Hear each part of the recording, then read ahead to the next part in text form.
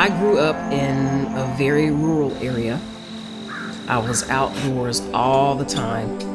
It was just myself and animals, insects, or my imaginary friends. That was my happy place. I've always been a tactile person. I would pick the pine needles off the ground when they would fall off of the trees and just smell them. It was so enticing to me, taking in the aroma. It felt like time actually stood still. And that put me in such a blissful space. That was my first perfume, was nature. I create fragrances using what I call a reverse method. I usually try to start with some sort of a theme. So I just try to allow my mind and my imagination to not be limited. The blends that I create for my clients can be as simple as just 3 ingredients, 1 top, 1 middle, and 1 base note, or it can be quite complex. I'm a certified elementary, childhood through 12th grade music teacher. I'm definitely a right-brained individual. I may think of a color, and with that color, it makes me think of a particular aroma chemical that I have or essential oil. So to me, the possibilities are endless. I try to find inspiration in everything.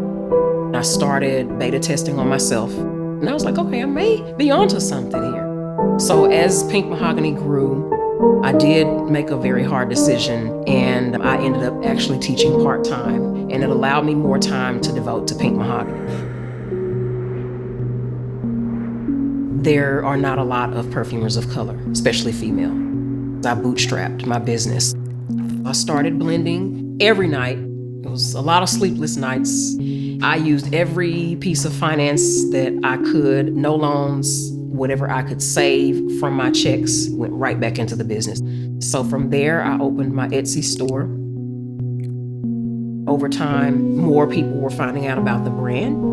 Perfumery can have a connotation where if you didn't study at one of the top perfumery schools, then you're not necessarily taken seriously. As an African-American female perfumer who's self-taught, being able to prove that I have a quality product and that I do know what I'm doing because I've taken myself to school in a sense makes me feel really good.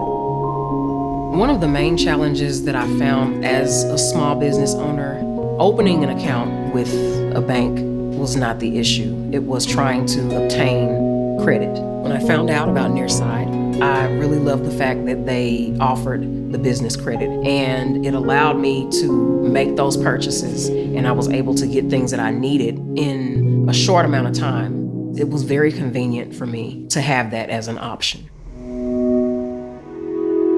After I'm done, then I go home and I homeschool my twin boys. They're 6 years old. I definitely want my boys to feel like they can do whatever they want to do.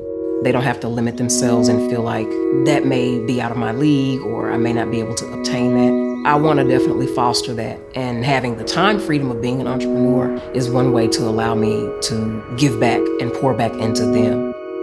My childhood self would tell me that I didn't think that this was possible, but I'm so glad to have the opportunity to be in this space, to connect my sense of smell with creating a product that people are able to enjoy.